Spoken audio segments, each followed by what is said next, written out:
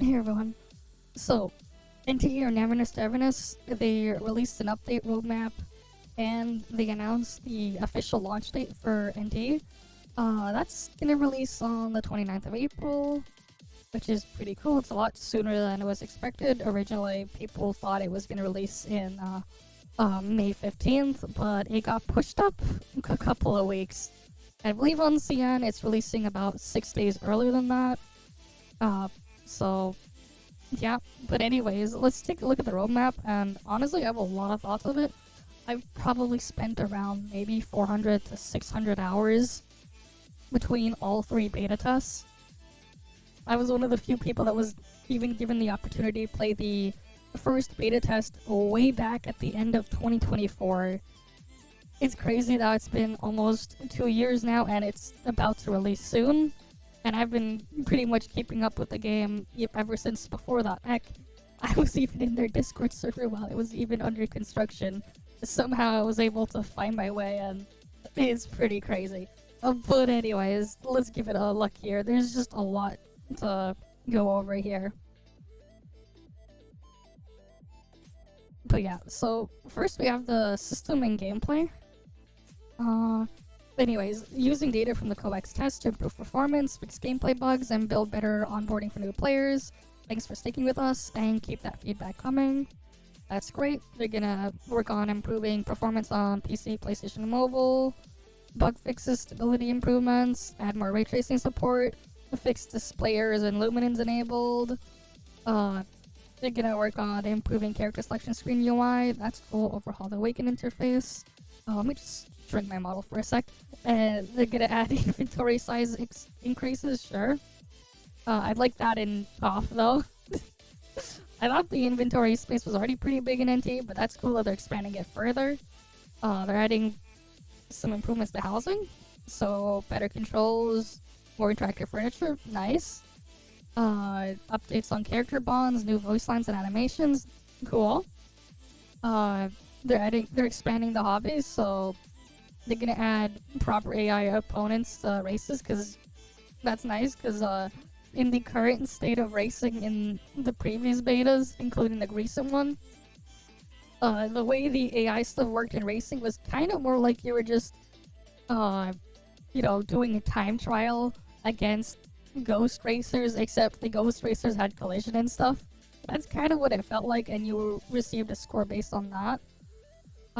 That's cool that we're also getting more ride-along companions. They're gonna add new tracks, leagues, friend rankings, and then we already had the 4-player online matches. That was already back in the second closed beta even. But it's cool that we're getting all that stuff expanded on. I'm not sure what the quality of life improvements that they're beyond the Rails mode is, but for those of you who don't know, it's basically just your typical stupid circle with a timer endgame gameplay thing that you see in all these gacha games, where you just fight, an HP sponge in a stupid circle with a timer. That's cool. They're gonna add some QL to that. Improving Swift Cab. So, okay, so that's cool. So you could basically become an Uber driver and drive players, NPCs around as like a taxi driver of sorts. But that's cool that they're gonna add like playable characters to it too, because in the current beta or the previous one, they were only NPCs that would spawn in, but that's really nice. Cafe with the Origin. Okay, so they're gonna add more tutorials to the cafe mode and improve visuals and stats. So basically, this is the mode where you can own and operate a bunch of cafes, and you can also even play a minigame in them where you basically get to serve customers. They're gonna add some visual improvements to the fishing mode, that's Sea Angler. Little Sparrow is the Mahjong mode, and they're gonna add a single player mode, which is nice, and have AI autoplay. They're gonna add emotes and improve visuals and overall experience. That's really nice. I couldn't try the Little Sparrow mode in the beta because I wasn't able to get all 4 players to play with me at the same time in multiplayer, but that's cool that they're working on improving that. Same thing with the Tetris mode, right? The Tetronimos, they can add a single player mode. Nice. Again, I couldn't play it in the beta because I wasn't able to get 3 other people to play with at the same time. That is nice, so they're gonna add a single player mode to that. They're gonna add new photo modes and effects. The general photo mode polish. The photo mode in the game is like already really, really amazing. It's pretty much better than almost any other photo mode I've seen in a lot of these just live service games, just period. It's really cool that they're gonna even add more stuff to it. So for those who like to take photos or do RP stuff or whatever, you're gonna have a lot of fun with that. Further improvements to onboarding and tutorial systems, including combat tutorials for all characters as per cycle chaining. That's great. Some of the tutorials can be a bit confusing on how to use some of the Esper cycles. So, hey, more instructions and tutorials to help people understand them for those who are interested in that stuff. That's always good. Ongoing multiplayer improvements. Okay. Not sure what they're gonna improve in the multiplayer, but it is cool that they are working on that. They're gonna add bonus funds, rewards for circle bounty, and rift crystal mining permits. I'm not sure what this is. I'm gonna assume this would be for stuff like the monthly card and stuff. The cash shop and stuff like that was not available or enabled in the global beta, but on the Chinese beta version, they were able to take a look at that. But that's cool. They can add fonts to that. If you don't know what fonts is, it's basically the local currency of the city in the game. And then they're gonna improve control and haptic feedback feel. Okay. Improve mobile UI and font for better readability. Cool for mobile users. Improve claw machine gameplay. I thought the claw machine was already pretty decent, but hey, any improvements always welcome. And improve keybind and customizations. I'm hoping they add more keybind options to customize, because you couldn't change everything in the previous betas, but hey, the more the merrier. So we got the next part here. They're also gonna, I guess this is on the open world experience, refining exploration and gameplay feel based on what we learned during testing. Longer term improvements to core systems like driving are also in the works. Let us know what you think through official channels. Cool. Okay. They're gonna add a first-person POV for hand-holding companion interactions. Nice. Yeah, because you weren't able to enter first-person mode when you were doing the unprotected hand-holding with the characters, like with the companion characters. You could hold their hands and run around the city with them. So that's cool. They're gonna add first-person mode for that for people who are, again, really like to get into the RP stuff there. More fun stuff for them to deal with here. Add new companion interactions types. Improve interaction for existing characters. And then they're gonna make it so you can even invite Chiz. Or Cheese. That's cool. Again, more interactions, always good. Improve driving feel for mouse and keyboard, controller and mobile. Polish driving UI controls and add more vehicles. Nice. So we're gonna get more vehicles and some more refinements to the controls. Yeah, the controls are already pretty good on controller, but I'm glad they're also improving it further for keyboard and mouse. I didn't try it on mobile, so hey, I have no idea how it works there, but I'm glad they're trying to improve that. Improve camera behavior while driving. The camera's already pretty good, but hey, more camera stuff, always good. Expand detention center gameplay. Oh, so this is like when you get sent to jail and stuff. They can add more escape routes, jobs, and improve rewards and experience. Alright, that's cool. The when you get arrested and like sent to jail, there's a lot of like really cool stuff you can just interact with there, and there's like a bunch of escape routes. Like, I know you can dig a tunnel out. I've gone through that one. You can like melt metal bars with some chemicals that you can get through certain means to like escape through there. There's ones where like you can basically go and steal a bunch of bed sheets and clothes, and basically when you're, you know, out working doing that pressure washer gameplay, you can basically make a makeshift rope and just escape that way as one of the other ways to escape. There's another one where you can like even like play dead, and then like they're gonna like ship you out to bury you at something, and you just escape that way. But that's cool. They're gonna add like a bunch more different areas and escape routes to that gameplay. That one's kind of fun too, to go mess around with. But that's cool. Expand hetero hobbies. Oh wait, Pink Pause Heist. So the Pink Pause Heist is basically a it's like an extraction mode. They're adding a multiplayer support to this, so that's really cool. But yeah, it's an extraction mode. You basically get rob the bank and take as much as you can before the timer runs out. That's really cool. So they're gonna add that. They're gonna also increase randomness in route and levels and adjust mob and item spawning logic. Oh, so does that mean they're gonna have like more different maps and routes to go through? Nice. Because like after a while, having only one big map can get a bit stale if you do it like too many times. So adding different variations to it is always gonna be great. Okay. They're gonna add new bosses for high-risk missions. Okay.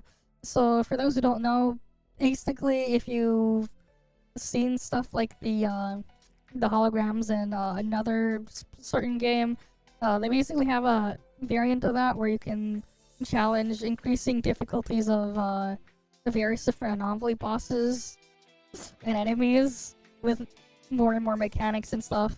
You just add it over every time you try it.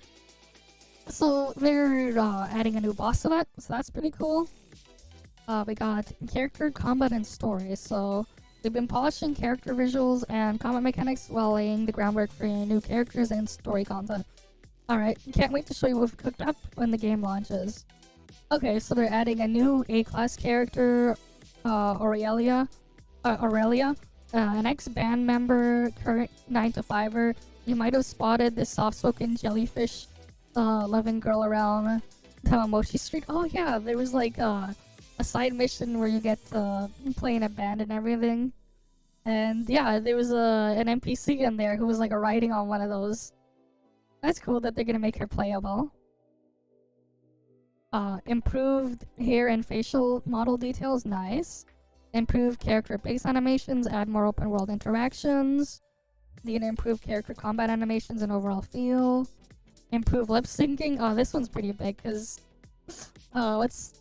was interesting was in some of the builds of the game, mainly the global build, the lip syncing was a bit off, but for some reason in the CN build for the test, they matched a lot better for things like the English dub, which is kind of funny. But that is nice that they are working on improving that one. Improve localization, long-term ongoing optimizations, okay. And then just other fluff with combat experience being improved there. Oh, here we go. We got new main story. In the wake of Nightingale's and Witch's actions, another storm is quietly brewing. So, in the previous beta and then the beta last year, right? The recent beta and the beta last year, they didn't add any new main story or side story stuff there. They added a bunch of new gameplay modes, side missions, and stuff like that. But we didn't get any like new story that we could try, but hey, at least we know we're gonna get more new story on release, the same time as release, so that's cool. Expand open world encounters, add more character encounters and side content. Yeah, more side content, always cool. There's a lot of fun to be had with a lot of the side modes. I basically spent a large chunk of my time throughout all 3 of the tests just messing around with all the side modes more than anything else. And then, alright, here, future plans. This is where the big feature promises usually go, but wait, it's not here. We're not quite ready to spill the details yet, but trust us, is worth the wait. Okay. So, they're gonna share more with us at another point. Who knows what that'll be, but that'll be great to see. And then now, let's just go over my overall thoughts of everything as well. Like, right, again, when I played the recent beta, I had a lot of fun just with all the various different things you could do. Like, right here was like just some footage of when I was just playing the jail detention center gameplay thing when I was just trying to escape or whatever. I just compiled a bunch of footage throughout some of my streams. Honestly, I have like well over 100 hours of footage from the recent beta. Kind of a mess to dig through it all. But I've just grabbed a couple of clips just so we can go over them. But yeah, like again, like I mentioned earlier, this is just one of the ways to just escape from the jail here. I basically faked my death, and then I just got taken out. Right, they were probably gonna go take me to some sort of graveyard to bury me, but hey, I escaped that way, which is pretty cool. But yeah, like the camera mode in this game is also just really crazy. I was just having a lot of fun when I noticed we could do like a finger hurts and stuff, like change the faces on the characters as well while taking pictures. And then like I also got to see some of the filters and stuff. Like it's just pretty crazy, just the extent of things you can like really just do. Right, there's like so many different filters here. You can change time of day and stuff as well. I mean, this post on Mint is quite something, but yeah, you can guess just how much fun I was having with chat during during when I found all this stuff out on stream. This post of Mint is really quite something. Like there's a lot more stuff too when you actually take the screenshot as well. It's just great. Like it's just pretty crazy just what you can do with it. There's like, again, like you can change lighting and stuff too, put lights all over. Oh, I had a bunch of fun with that one, for sure. Right, again, like you have all of these things, you can add a vignetting, you can change the light range and intensities, you can adjust tints, color temperature, contrast, saturation, brightness, everything. Like you can do quite a lot here. And it's really cool that they're gonna expand more and add more to it, because again, there is just a lot that you can do here. And like, just even some of that is just like putting it lightly. There was even like things like some of the new anomalies. One of them was just like in the hospital, we had like this kind of horror game mode type gameplay here. Unfortunately for me, like horror stuff doesn't really work on me if I know something's coming. Right, like you won't really get much reactions and everything. Maybe at most I'll like laugh or whatever when they do all sorts of different things. But like, again, like I'm just someone that you can't really scare you can't really scare me with horror stuff if I know the stuff is coming. But I know for a bunch of people, especially if you play it in multiplayer, because there is you can do this in co-op and stuff like that. Depending on the player, you could probably get some pretty crazy jump scares out of them. It could be fun with some friends as well to just get in. But like, yeah. I think I do have a section in here where... Oh, wait. Where, like, I did get caught. Right, like, I did get caught and stuff like that. But yeah. And then, of course, yeah, you could just, like... yeah, so this is, like, Geo on here. I was just... taking advantage of like the hand holding stuff, and I was able to just take her out of one of my properties and stuff like that and just mess around with some of her interactions. What's pretty funny is like you can just like take some of the interactions, just do it anywhere, and like you can block traffic and be like, yeah, I'm gonna just go hug her and block traffic. Yeah, those cars don't need to go anywhere, don't worry. Yeah, you want to do that with any of the characters you can, because why not? Right, like that was just again some of the stuff there. Right, I didn't get to try the Tetris mode. Like, I know they showed it in their trailer and stuff like that, but unfortunately it's just 4-player only.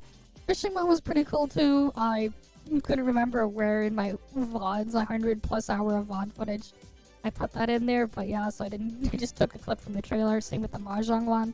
Couldn't try this one, but again, that stuff is pretty cool as well. But yeah, like this is just some gameplay here as well of like the taxi driving thing. So like we picked up a passenger here, right? I'm driving him in one of my cars, or driving her, right? And then it's just like, yeah, I go take her to the destination. The gameplay stuff here is like based on like how fast you are delivering, you'll get better tips and stuff like that. Or if you cause other problems and stuff like that, and the ride isn't as smooth, you can make the rider, the passenger, not so happy, so they won't tip you as much. But yeah, so like they got this taxi driver gameplay there too, which is pretty cool, new addition that they added. in this test. But like, yeah, I didn't exactly have the smoothest drive here. I was like crashing and weaving my way through things, and I didn't exactly have the fastest route. So I didn't get the greatest tip ever, and I only got like 3 stars. But yeah, there's like some cool stuff there, right? And then like over here is just some of the gameplay of the what's it called? It's just when you're like running your cafe or whatever, serving customers. This thing get pretty hectic. Probably not the best to play with keyboard and mouse. This is like the type of thing you'd probably want to play with a touchscreen and stuff. I didn't try this with a controller, but I assume they have a bunch of hotkeys and everything that you can press on a gamepad. But yeah, for people who are into this type of stuff, this is another thing you can do and another way you can earn fawns in game, much like the taxi driving stuff.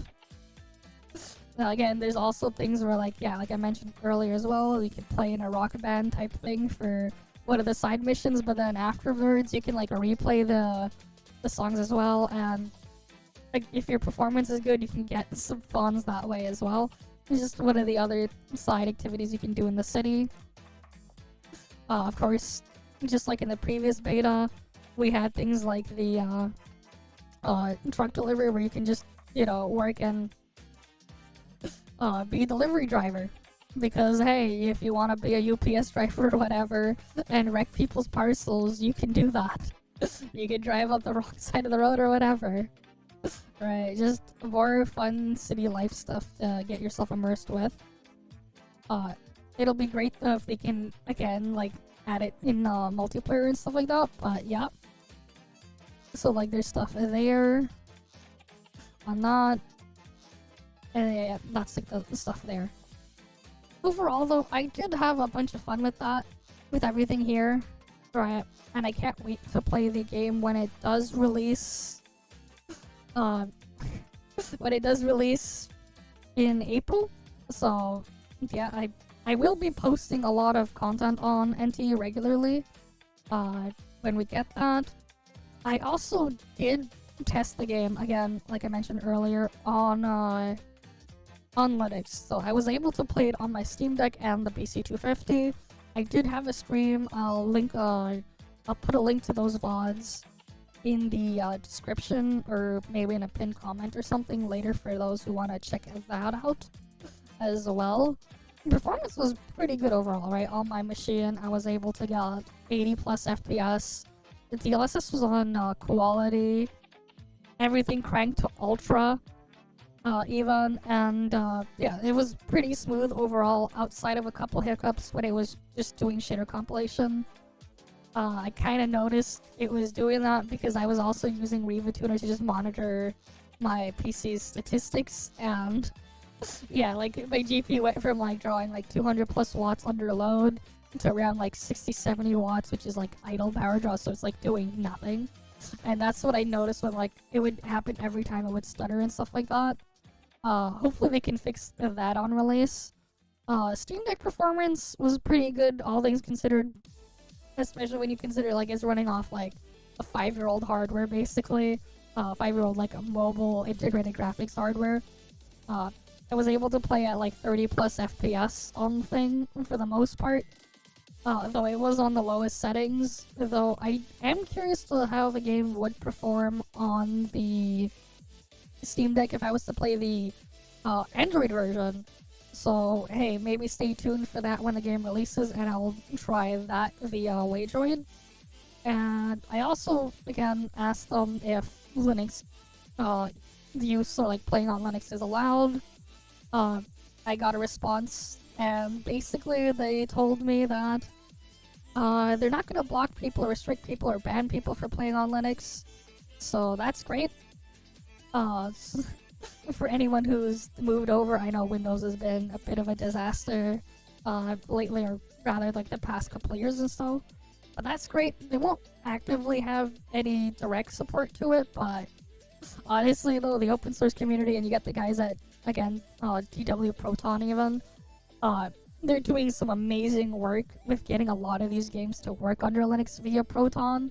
Heck, I remember when I streamed myself just testing the game on Linux during the beta. one of the guys who was like contributing to it just popped into my chat and we had a pretty cool conversation. Again, if you want to see that VOD, I'll place a link somewhere in the description or so you can go check that out. Though I will have another video on that later, just summarizing or like condensing everything from that VOD. So stay tuned for that. I do plan to post more content on NTE regularly as news and other stuff pops up, and of course, as usual as well, you can check me out almost daily around maybe 11:30 p.m. Eastern, sometimes a bit later, sometimes a bit earlier, almost daily. Sometimes things pop up, but yeah, you can find me on YouTube and Twitch. Again, links to those are in the description, but like, again, you're already on my YouTube channel, so you can check that out. But yep, after that, thank you guys all for watching. Hopefully I can see you guys again next time, and I'll be off. See you guys.